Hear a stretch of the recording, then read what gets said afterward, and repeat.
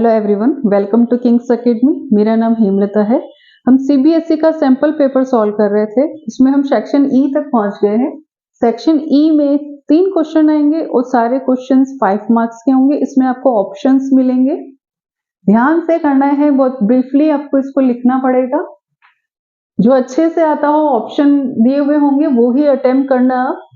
30 number का question है, 31 का। Placed below are case studies of some couples who were not able to have kids. These couple are not ready for adoption or taking gametes from donors.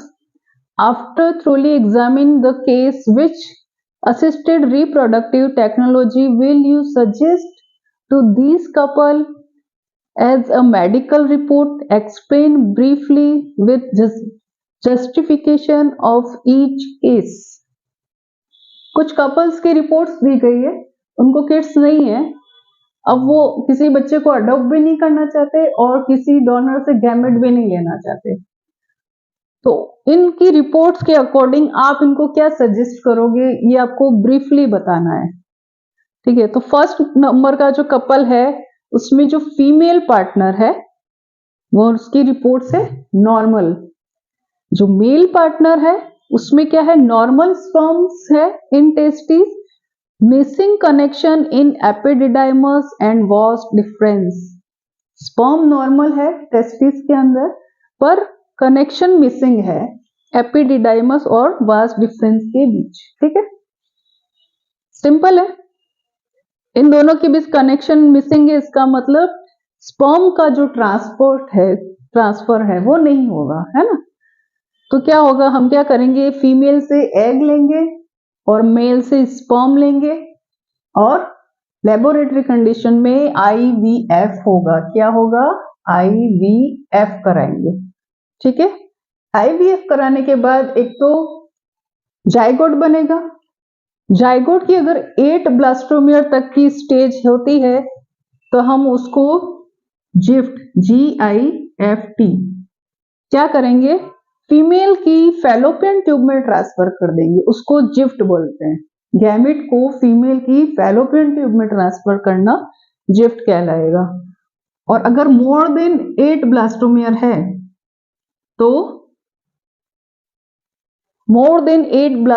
है तो हम उसको female के uterus में transfer करेंगे, तो उसको हम IUT बोलेंगे। ठीक है, दोनों में से हम कुछ भी कर सकते हैं क्योंकि रिपोर्ट्स हमारी नॉर्मल है। अब देखिए कपल 2 में क्या होगा, अभी सिर्फ लिखवा रही हूं आपको एक्सप्लेन करने के लिए, इसको ब्रीफली मैं आपको लिखवाऊंगी। कपल 2 क्या है, फीमेल की रिपोर्ट्स में क्या है, ब्लॉकेज है इन फैलोपियन ट्यूब। मेल की रिपोर्ट है वो नॉर्मल है। सिंपल है, IVF होगा।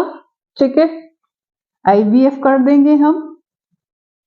और यहां क्या होगा, जाइगोट बनेगा। IVF कराएंगे, फ्यूजन होगा, जाइगोट बनेगा। पर अब हम यहां पे जिफ्ट नहीं कर सकते। क्यों, क्योंकि इसकी फैलोपियन ट्यूब में क्या है, ब्लॉकेज है। तब हम सीधा जो मोर देन 8 ब्लास्टोमियर तक हम ले जाएंगे उसको, और हमें कराना पड़ेगा IUT, यूट्रस के अंदर ट्रांसफर कराना पड़ेगा क्योंकि हमारी फैलोपियन ट्यूब ब्लॉक है।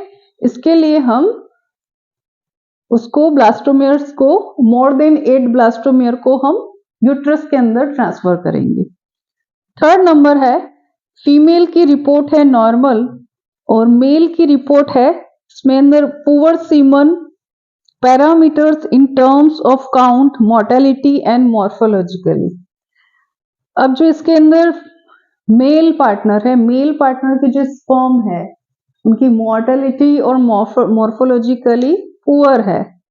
तब हम इसमें क्या करेंगे, इसके एग में, फीमेल के एग में स्पर्म का फ्यूजन होगा। पर कैसे होगा, हम कौन सी टेक्निक यूज करेंगे, ICSI,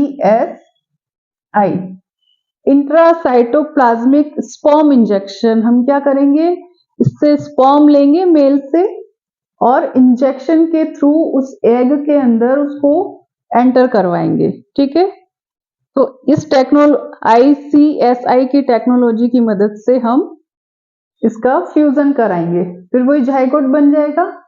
ठीक है, जाइगोट बना के फिर 8 ब्लास्टोमियर की स्टेज होगी तो हम जिफ्ट करा देंगे, या फिर IUT करा सकते हैं, यूट्रस में ट्रांसफर करा सकते हैं, क्योंकि फीमेल नॉर्मल है। ठीक है, दोनों में से कुछ भी इसमें पॉसिबल है। कपल 4 में क्या है, लो ओवेरियन रिजर्व, मेल की रिपोर्ट है नॉर्मल। अब इसमें क्या होगा, हम फीमेल से हम एग लेंगे, इसमें भी IVF ही होगा, पर हमें क्या करना ही पड़ेगा, यहाँ फीमेल में से एग लेंगे और मेल में से स्पर्म लेंगे। अब हमें यहाँ जो एग का सिलेक्शन है, क्योंकि यहाँ पे बहुत लो ओवेरियन रिजर्व है, तो एग का सिलेक्शन करना पड़ेगा, जो सबसे बेहतर और सबसे अच्छा एग होगा वो एग यहाँ से लेके फिर हमें मेल पार्टनर के स्पर्म के साथ उसका फ्यूजन कराना पड़ेगा। यहाँ पे IVF ही होगा, है ना। फिर स्टेरिलाइजेशन इन फीमेल और मॉर्फोलॉजिकली एबनॉर्मल स्पर्म, इसमें सीधा सीधा यही होगा, मॉर्फोलॉजिकली स्पर्म इसमें यही होगा ICSI, है ना, इसमें भी यही होगा। एग लेंगे इसका स्पर्म लेके हम इंजेक्शन के थ्रू एग के अंदर उसको एंटर करवाएंगे और फ्यूजन कराएंगे। ठीक है, जाइगोट बनेगा, फिर उसको हम क्या करेंगे, फैलोपियन ट्यूब में ट्रांसफर करा सकते हैं या फिर यूट्रस में ट्रांसफर करा सकते हैं। तो ये मैंने आपको क्वेश्चन 31 एक्सप्लेन किया है। अब फिर आपको उसको ब्रीफली लिखवा देती हूँ, किसको आप किस तरीके से अटेम्प्ट करोगे, क्योंकि 5 मार्क्स का क्वेश्चन है, इतना शॉर्ट में था, आप लिखोगे तो कुछ ज्यादा मार्क्स नहीं मिलेंगे, है ना। तो हम इसको पहले ब्रीफली लिख लेते हैं। अब इसका आंसर है, कपल 1 क्या था, उसमें जो फीमेल थी उसकी नॉर्मल रिपोर्ट्स थी, और जो मेल था उसकी भी स्पर्म नॉर्मल थे, पर कनेक्शन मिसिंग था, किसका, एपिडिडाइमस और वास डिफरेंस से उसका कनेक्शन मिसिंग था। अब इसका आंसर कैसे हम लिखेंगे, assisted reproductive technology, semen in devoid of sperm in this case. So in vitro fertilization IVF by collecting the sperm from epididymis followed by GIFT or IUT, test tube baby, इसको test tube baby भी बोलेंगे, is suggested, है ना। हम क्या suggest करेंगे, IVF suggest करेंगे, और बाद में हम इसको जिफ्ट या IUT के प्रोसेस से हम इसको आगे ट्रांसफर कर देंगे जाइगोट को। GIFT is transfer of zygote और early embryo up to 8 blastomeres in fallopian tube, and IUT refer to transfer of embryo with more than 8 blastomere in uterus. More than होगा तो यूट्रस में जाएगा, और अगर 8 ब्लास्टोमियर है तो कहाँ जाएगा, फैलोपियन ट्यूब में जाएगा। ये मैंने एक्सप्लेन किया था आपको।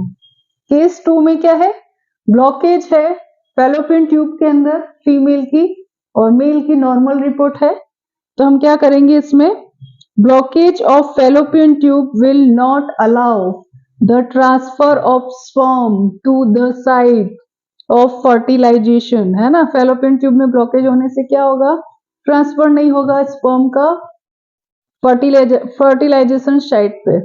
फिर क्या होगा, in vitro fertilization IVF followed by IUT। अब हम यहाँ पे सिर्फ IUT ही कर सकते हैं, क्योंकि फैलोपियन ट्यूब में ब्लॉकेज है, तो हम डायरेक्ट यूट्रस में ही ट्रांसफर करेंगे। It would involve transfer of embryo with more than 8। अब हम इसको यहाँ पे मोर देन 8 ब्लास्टोमियर की जरूरत पड़ेगी यूट्रस के अंदर ट्रांसफर करने के लिए।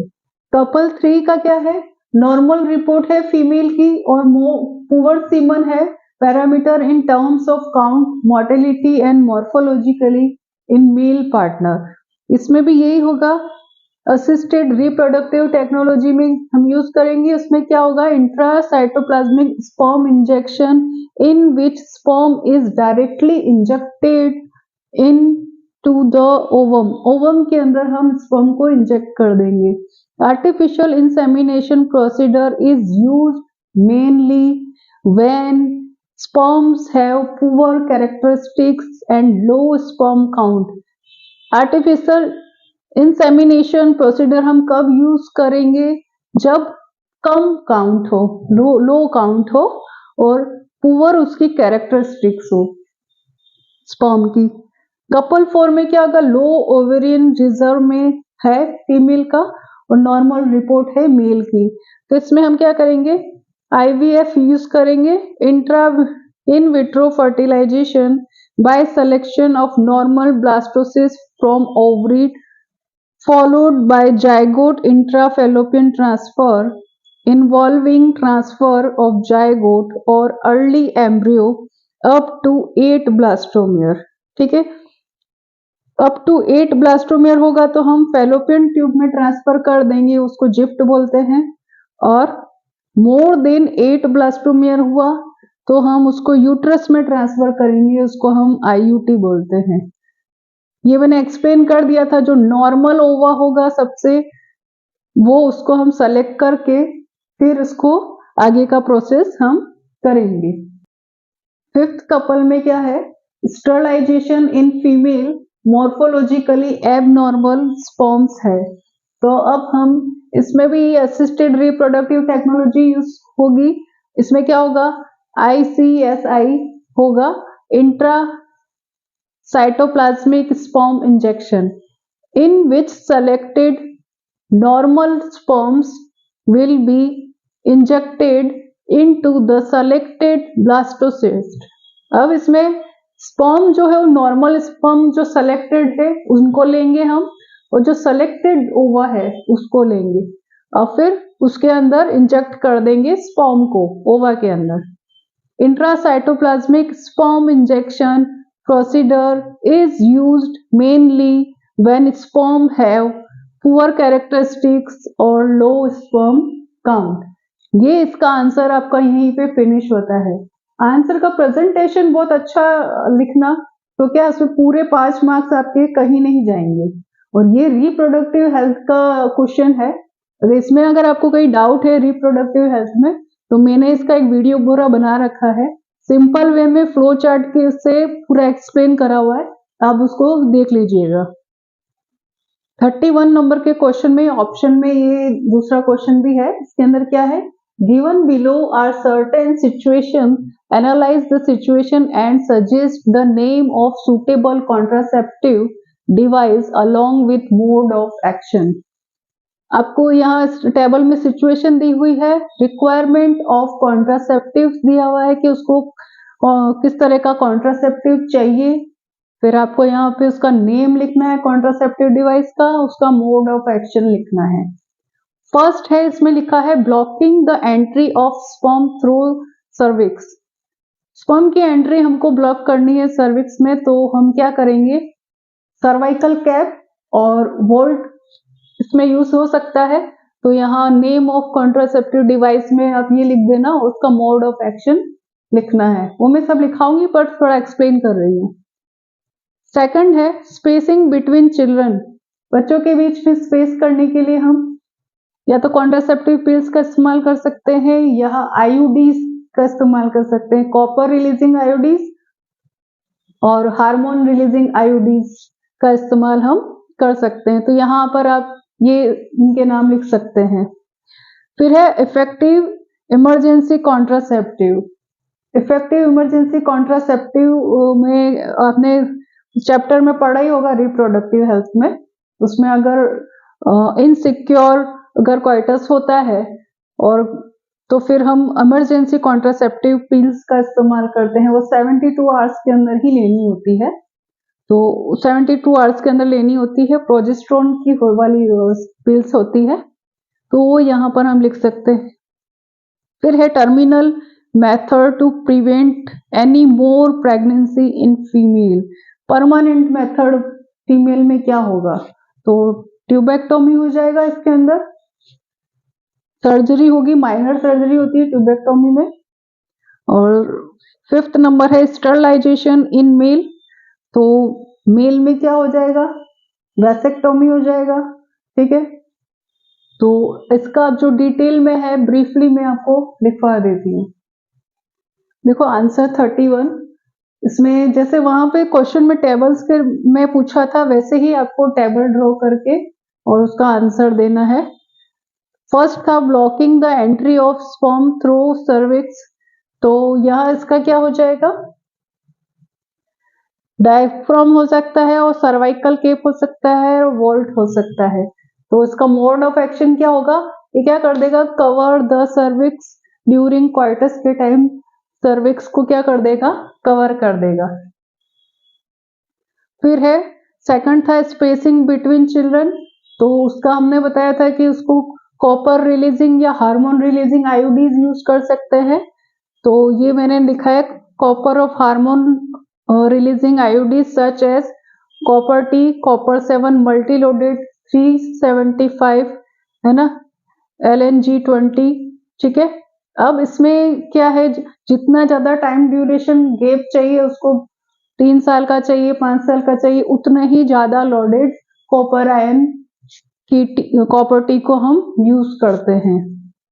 अब इसके अंदर क्या है, copper ion from copper containing आयोडीज increase phagocytosis of sperm with in uterus, phagocytosis को बढ़ा देते हैं ये कॉपर आयंस, और क्या कर देते हैं, सप्रेस स्पर्म मोर्टेलिटी, स्पर्म की जो मोर्टेलिटी है उसको सप्रेस कर देंगे और उसकी जो फर्टिलाइजिंग कैपेसिटी है उसको भी कम कर देंगे, ठीक है। तो जब इसकी स्पर्म की मोर्टेलिटी भी कम हो जाएगी और फर्टिलाइजेशन की कैपेसिटी कम हो जाएगी तो वो फर्टिलाइजेशन होगा ही नहीं, है ना। हार्मोन रिलीजिंग में भी यही होता है, वो क्या कर देता है, यूट्रस को अनसुटेबल कर देगा फर्टिलाइजेशन के लिए, ठीक है। तो यहाँ मेरा पूरा नहीं आ रहा है तो मैं आगे और टेबल बना के आपको बता रही हूँ। इसमें तीसरी सिचुएशन क्या दी थी, इसमें ये दिया है इफेक्टिव इमरजेंसी कॉन्ट्रासेप्टिव।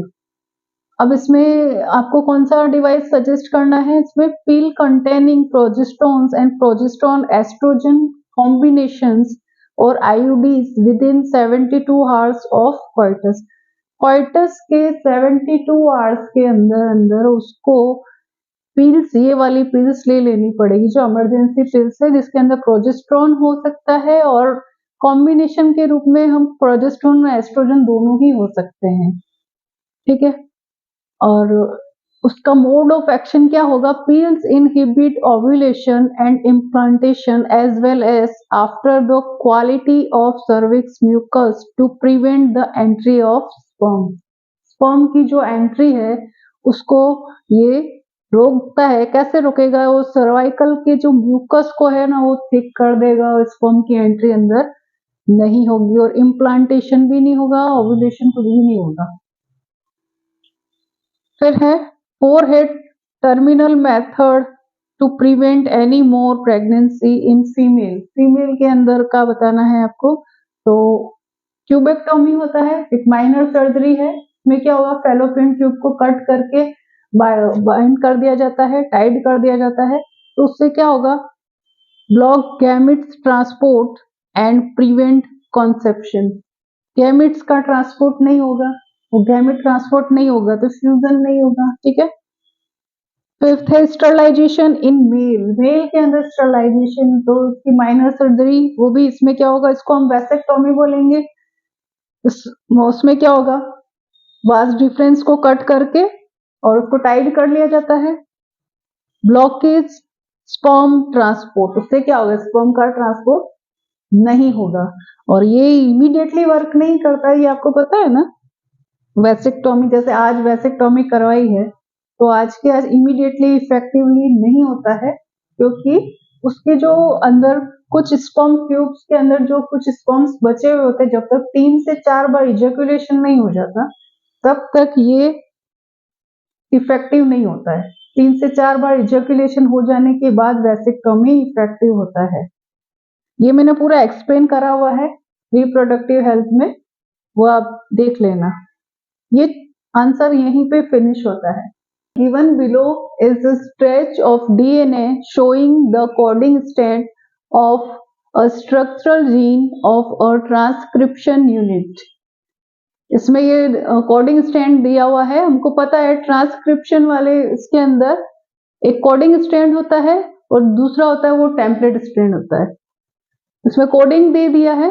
अब क्वेश्चन क्या पूछा है, right the corresponding template strand, ये आपको बनाना है, and the mRNA strand that will be transcript along with its polarity. ठीक है, तो आपको इसमें इस क्वेश्चन के अंदर टेम्पलेट स्ट्रैंड बनाना है और mRNA स्ट्रैंड बनाना है। फिर है if GUA of the transcribed mRNA is an intron depict the sequence involved in the formation of mRNA, the mature processed hnRNA strand। अब इसके अंदर भी दो है क्वेश्चन, बैक्टीरिया के अंदर भी आपको hnRNA स्ट्रैंड के बारे में बताना है mRNA का, और ह्यूमन के बारे में भी बताना है। C है upon translation how many amino acids, कितने एमिनो एसिड्स बनेंगे ये भी बताना है। Will the resulting polypeptides have justify, ये पूरा क्वेश्चन है 32 नंबर का। तो मैं इसको आपको एक्सप्लेन कर देती हूँ उसका आंसर। 32 का आंसर है, कोडिंग स्ट्रैंड दिया हुआ था क्वेश्चन के अंदर, ये मैंने फिर से रिपीट लिखा है, आपको भी लिखना है आंसर में, ताकि जो टेम्पलेट स्ट्रैंड बनेगा उसको लिखने में आसानी रहेगी और उसमें मिस्टेक नहीं होगी। कोडिंग स्ट्रैंड मैंने लिखा। अब इसका देखिए, इसको टेम्पलेट स्ट्रैंड आप कैसे बनाओगे, जहां ए है एडेनिन है उसकी जगह आपको थाइमिन लिख देना है, और जहां पे गुआनिन है उसकी जगह साइटोसिन हो जाएगा। सेम यही बनेगा कि पोलैरिटी चेंज हो जाएगी, यहाँ 5 प्राइम है तो यहाँ हम 3 प्राइम लिखेंगे। ए है, ए की जगह क्या आ जाएगा टी, टी की जगह क्या आ जाएगा ए, जी की जगह क्या आ जाएगा सी। ठीक है, ध्यान से करना है बहुत। ए डबल सी है, अब यहाँ क्या आ जाएगा, ए की जगह टी और सी की जगह हमें जी लिखना है तो डबल जी आ जाएगा, जी टी ए, जी की जगह सी आ जाएगा, टी की जगह ए आ जाएगा और ए की जगह टी आ जाएगा, सी ए टी। ठीक है, ट्रिपल टी, यहाँ क्या आ जाएगा triple A, T C T, T की जगह ए लिख दिया, सी की जगह जी लिख दिया और टी की जगह ए लिख दिया, जी टी ए, जी की जगह हमें सी लिखना है, टी की जगह हमें ए लिखना है और ए की जगह टी लिखना है। ऐसे ही ये पूरा आप कंप्लीट कर दोगे, और लास्ट में यहाँ 3 प्राइम है तो हमारा यहाँ पे आ जाएगा 5 प्राइम। ठीक है, उसके आगे आप यहाँ टेम्पलेट लिख देना, मेरे यहाँ स्पेस नहीं था तो मैंने यहाँ पे लिखा है। ठीक है, ये एक क्वेश्चन का एक पार्ट खत्म हुआ हमारा। अब इसी का सेकंड पार्ट में उसने mRNA भी पूछा है, तो हमको mRNA बनाना। तो mRNA में क्या होता है ये आपको ध्यान होना चाहिए कि कोडिंग स्ट्रैंड का जो प्राइम है 5 प्राइम, जहां से उसकी पोलैरिटी स्टार्ट होती है, सेम वही पोलैरिटी मैसेंजर आरएनए की होगी। तो ये 5 प्राइम से स्टार्ट हुआ है तो मैसेंजर आरएनए भी 5 प्राइम से स्टार्ट होगा। ठीक है, ये चीज का ध्यान रखना।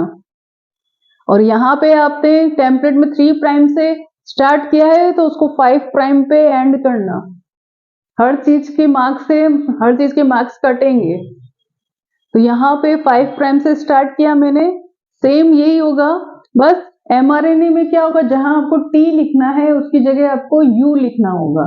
देखो यहाँ T लिखा है, T हमने बताया थाइमिन की जगह एडेनिन हो जाएगा, तो T की जगह A आ गया। अब A है यहाँ पे, तो A की जगह हमें यहाँ T लिखना था, पर मैंने बताया T की जगह हमें U लिखना है। mRNA के अंदर T की जगह क्या आएगा, U आएगा। T की जगह हमें क्या लिखना है, U। तो T आने वाला था यहाँ पे, T की जगह हमने U लिखा, C की जगह हमें G लिखना है, वो हो गया T डबल G। T की जगह A लिखना है, लिख दिया हमने, डबल G तो डबल C आ गया, CAT, C की जगह G आ गया, A की जगह यहाँ T आना चाहिए पर T की जगह mRNA है तो हम U लिखेंगे और T की जगह A आ जाएगा। ये ट्रिपल A है, ट्रिपल A है तो यहाँ ट्रिपल T आना चाहिए, T नहीं लिखना है हमको, U लिखना है तो ट्रिपल U हो जाएगा। अब ए की जगह यू, जी की जगह सी, ए की जगह यू। ये आपको अच्छे से समझ में आ गया होगा। तो इसकी जो पोलैरिटी है, क्योंकि स्टार्ट हमने 5 प्राइम से किया है तो इसको एंड हमको 3 प्राइम से करना है। ये हो जाएगा mRNA। फिर इसी का जो सेकंड क्वेश्चन था उसमें पूछा था बैक्टीरिया के अंदर mRNA पूछा था, ठीक है। तो बैक्टीरिया में सेम यही mRNA होता है, उसमें कोई चेंजेस नहीं होते हैं। तो सेम ये ही आप यहाँ पे कॉपी कर लेना, ठीक है। अब ह्यूमंस के अंदर पूछा है तो इसमें क्या होगा, इसके अंदर UGA क्वेश्चन में ही लिखा हुआ है, आपको UGA रिप्लेस कर देने का है, हटा देने का है। UGA कहाँ कहाँ पे UGA है, इसको हटा देंगे हम, और उसके बाद सेम ऐसा ही आएगा। देखिए AUG, पहले तो हमने पोलैरिटी लिख दी 5 प्राइम, AUG आ गया, ACC आ गया। क्वेश्चन में ही लिखा हुआ है GUA, इसको रिप्लेस करना है, हटा देना है, रिमूव कर देना है। तो हमने ये रिमूव किया। ट्रिपल यू आ गया, UCA आ गया, यहां से फिर ये रिप्लेस हुआ। फिर GUG, triple C, CW, CAG, GCA, AAA और 3 प्राइम। सेम यही है, कोई दिक्कत नहीं है, खाली GUA इसको हमको रिमूव कर देना है क्योंकि ये ह्यूमंस के अंदर ये नहीं होगा, ठीक है। फिर लास्ट ये पूछा था एमिनो एसिड्स कितने बन रहे हैं, इसके अंदर एमिनो एसिड्स कितने बन रहे हैं। तो देखो काउंट करो, 1 2 3 4 5 6 7 8 9, ठीक है। लास्ट वाला जो ये है इसको स्टॉप कोडन बोलेंगे या टर्मिनेटर कोडन बोलेंगे, इसलिए इसको काउंट नहीं करेंगे। तो इसके अंदर कितने एमिनो एसिड बन रहे हैं, 9। तो इसका आंसर क्या हो जाएगा, 9 amino acid in the polypeptide because UAA is stop terminator codon and does not code for any amino acid. ये किसी एमिनो एसिड को कोड नहीं करता है, ये स्टॉप कोडन है, इसलिए इसको काउंट नहीं करेंगे। अब देखो अगर इसकी जगह ये भी पूछा होता, बैक्टीरिया में पूछा होता, बैक्टीरिया का में कितने इसमें बन रहे हैं एमिनो एसिड्स, तो देखो कितने हैं, 1 2 3 4 5 6 7 8 9 10 11 12। लास्ट वाला क्या होगा, स्टॉप कोडन होगा, है ना, टर्मिनेटर, तो इसको काउंट नहीं करेंगे। तो बैक्टीरिया के अंदर कितने बन रहे हैं, 12 एमिनो एसिड्स बन रहे हैं, और ह्यूमंस के अंदर कितने बन रहे हैं, 9, ठीक है। तो ये क्वेश्चन यहीं पे खत्म होता है। आगे के 3 क्वेश्चन और बाकी है, ये मैं नेक्स्ट वीडियो में आपको एक्सप्लेन करूंगी। Okay, thank you.